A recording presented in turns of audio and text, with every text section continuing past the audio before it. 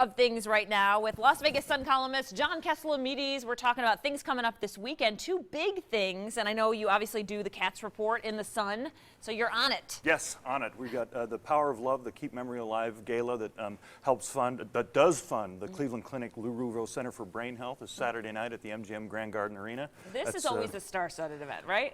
Big time. It's the biggest philanthropic event we have every year in Las Vegas. And it happens to be on the 6th anniversary of the opening of the clinic, which was May 21st, 2010. And this year they're going to honor Tony Bennett on the event of his 90th birthday, which is in August.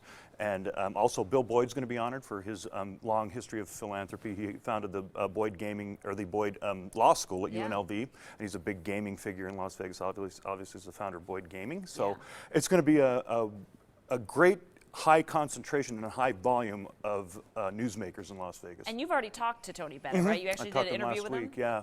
Is he excited? He is excited. Tony Bennett is a grateful guy. You know, he's a very humble man. He's certainly a legend. There are very few in his class still alive who can speak to what it's been like to be that famous for that long. His history in Las Vegas dates more than 60 years. And when he opened for Milton Berle at the El Rancho. Wow. And he's still active. He's performed here recently with Lady Gaga on their tour and has made glowing accounts of that. So he has reinvented himself over the years, three times over the years, where he's reached a new demographic and a younger audience and different audiences. And this is another way for the city to mark his relevance as an artist and as a humanitarian. He's a great painter too, Tony Bennett. Yeah, interesting. You learn all sorts of new things. And this is such a big event. They have it in the Grand Garden Arena. I mean, this isn't like, fundraisers don't get held in arenas. I mean, it's big, and it raises so much money for Keep Memory Alive. It's raised about $100 million, at the very low end, $100 million over the years. And it started with 35 people at Spago in 1995 and grew from there. It's grown that much over the years. We had one event, I think it was a Siegfried and Roy year a few years ago, where they raised $26 million in one night. So it's, Las Vegas can tee it up for these big charity events, as you know, really well. Yeah, definitely. Okay, the Billboard Music Awards are Sunday. This year they're at the new T-Mobile Arena, and they're airing right here on Channel 13, so we're super excited. 8 p.m. Sunday night. We're going to be there at the T-Mobile Arena. This is the first televised broadcast of this kind out of the arena, which just opened in April. And we're going to have Celine Dion is going to be singing in this show for the first time on TV. She's going to sing "The Show Must Go On," the cover of the Queen song by Freddie Mercury, which is going to be very powerful. Britney Spears is opening with a medley.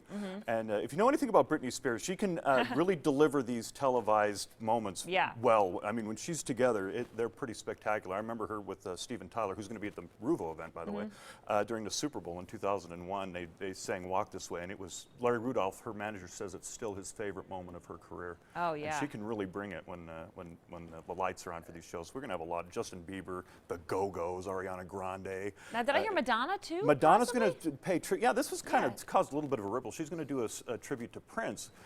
I feel like it's going to be maybe an acoustic set or something very, reduced. But there were some people who thought that maybe she wasn't the ideal person to pay tribute to Prince, but she does speak to that era. She's Madonna. Right? I know. I agree. Yeah, they recorded together. They knew each other, and so she's going to be performing.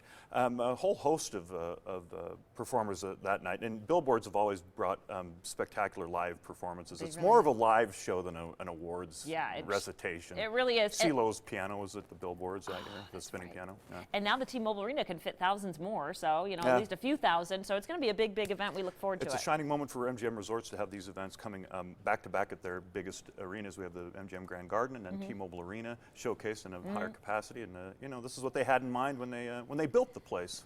All right, well, let's take a look here. You can see the Cats Report. It's in the Las Vegas Sun, and read all his stuff all the time. John Katsilometes, thanks for coming in.